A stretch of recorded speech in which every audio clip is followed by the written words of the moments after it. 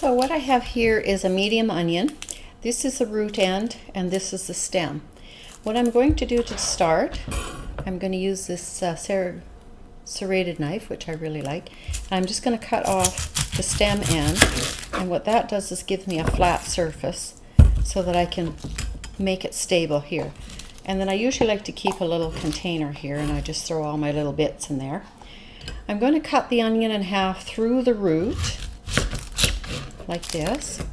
Once you've cut the onion, it's a lot easier to peel. You can just take your knife and go like that. And you want to get that, not only the skin, but that first layer, because that's tough. And so you can just pull those off and throw it in here. Now notice that I've kept the root intact, and the reason I've done that is when you slice the onion, that root will hold everything in place. So I'm going to take this knife here and I'm going to slice. I've got the chopping board here near the edge, and you'll notice that underneath the chopping board I've put a wet cloth, and that keeps it really stable and easy to chop. So I'm just going to take my knife, and this is going to be a medium dice, so I'm going to slice through almost to the root, not quite, and I'm going to do, this is about the right size, I'm going to do 2 slices, then I'm going to turn it, and I'm going to slice here like this, keeping that root intact. Sometimes you'll get a little bit that'll come apart off, but that's fine. And then I'm going to turn it. Now I like to use a chef's knife. This is a pretty big knife. You don't have to use one this big, but I like to use it because it allows me to get a nice slicing motion. So what I'm going to do, I'm going to use my fingertips to hold this onion in place so they're out of the way of the knife.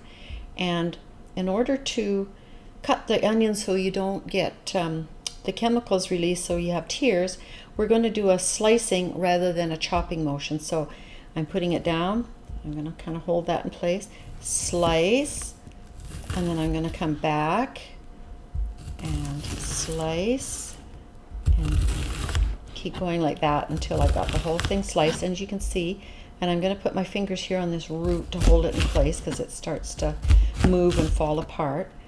But because my fingers are out of the way, I can slice right down to the root and not waste too much. And sometimes you end up with a few bigger pieces, so I usually just do that.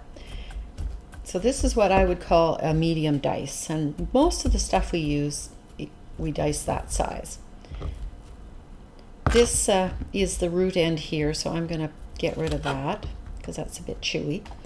Now if I wanted to make this a little bit smaller, like a fine dice, then why I like this big knife is I just hold it firmly on the end, and then I just slice, and I'm doing kind of rotating motion with my wrist. So hopefully you can see that. So it's like I'm going around in a bit of a circle, and by holding the tip down, I can slice all of these. And the slicing, when you slice rather than chop, you don't end up getting so teary. So that's how I do the onion, and that was half of a medium onion, so that's going to be about half of a cup.